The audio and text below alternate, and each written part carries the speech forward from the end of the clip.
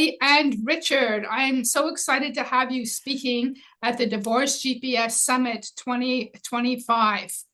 It is extraordinary for me. I say extraordinary. I don't know if that's necessarily the right word, but when I first started creating the summit, I was reaching out to women. And so I'm so excited to have a man speaking. So why don't you start off, Richard, by telling us a little bit about yourself and who you are? Well, I've never been introduced as extraordinary, so I'm grateful for that introduction. Thank you. I became an EFT practitioner in 2014.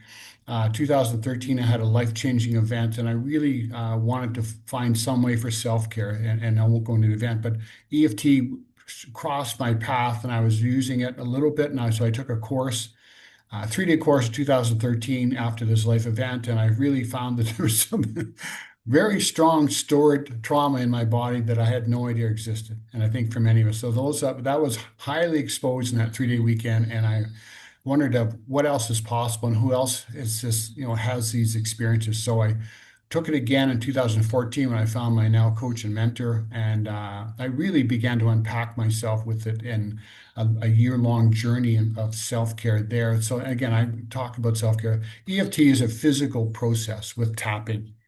Tapping with at these acupressure points. So it's really just learning the sequence of the points, because I like teaching physical tools when I'm helping people to calm down. Because I know there's some lovely catchphrases out there about all this, but when you can do a physical process, whether it's a wrist hold or a pressure point or tapping, when you're really stressed out and do that, that's what helps your body start to, I'm going to say, calm down.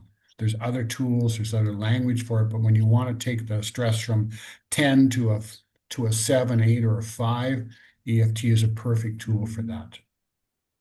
Wow, you actually answered my next question without me even asking it. Like I'm so really excited about that. So what else can you tell us for the person who has no clue what EFT is? What else can you say about it? Like what you said was really great, but if you had to go in a little deeper, what else could you tell us about? It stands for Emotional Freedom Technique. It's a term the gentleman, now his name just escapes me, back in the 90s, brought this forth, or 80s. I'll come up with it after who was the founder, but it became a physical process. We have energy meridians run through our body, and they found by putting slight acupressure points, tapping points on them, not hard, that you're actually touching those meridian points. And that meridian points is activating your system, allowing your nervous system to start to regulate. Because when we have a lot of stored energy, we're in a very hyper reactive state. We have high cortisol levels in our system and our brain, so we can't think clearly. So in a moment of the stress, we can tap through those points or tap on our fingertips like this, and then just breathe. And just breathe. And then sometimes when you learn, I teach people to rant. You can just sort of express what's ever on your mind, anything.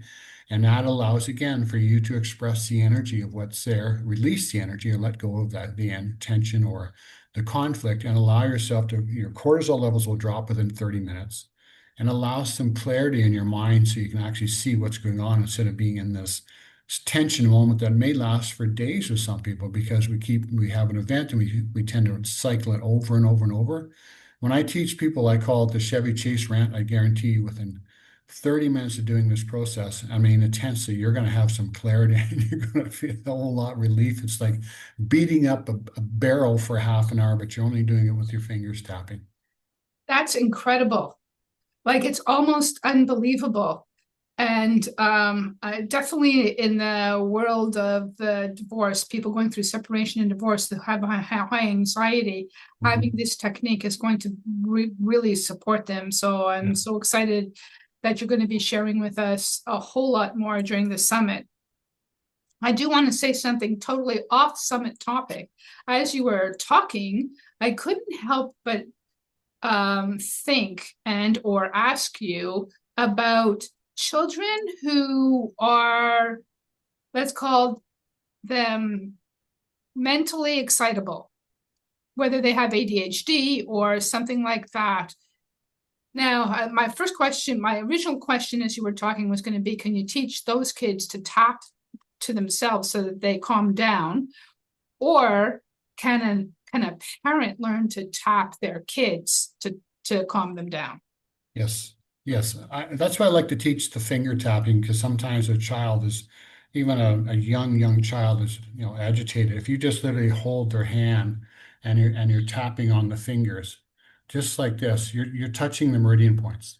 And Uh-huh. this is a very, very safe, effective, because again, you're there as a parent supporting, and that's key, right? Your energy is there, and you're there holding your child's wrist maybe and teaching them, and eventually they can learn to tap a little bit for themselves. It's easy to teach a child, when they're stressed, they can finger tap and they can start to feel, and because children are so pliable.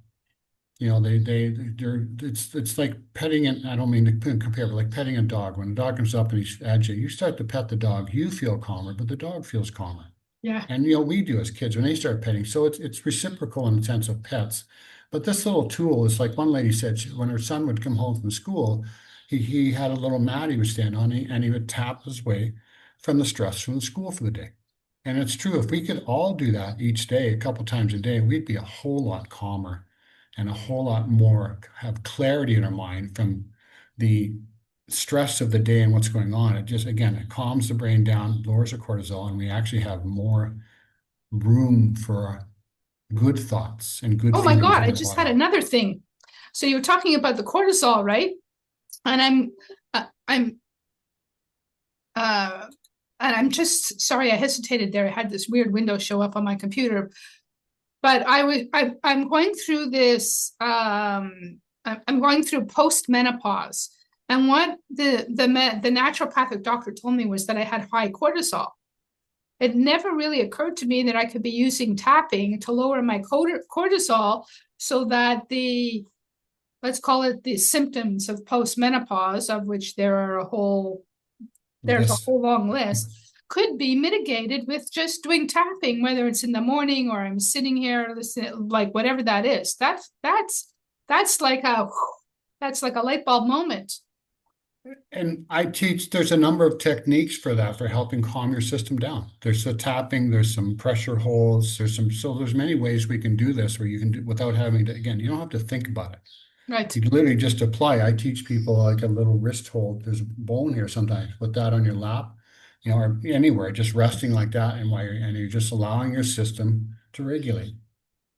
So the physical process is emotional regulation. That's what we're doing. We can put all the titles and words on it and language, but I'm giving you a tool to regulate your nervous system, basically calm down. Well, fantastic. I cannot wait until the summit so that I could actually get it and really start to apply it. It's like, oh my God, I have to wait that many months. But for our listeners, if you want to reach out to Richard, I'll put his information below the video so that it's there. I'm very excited about this technique and about you bringing out to the world. Thank you so much for being here today. Thank you, Mimi, for this opportunity. Appreciate it.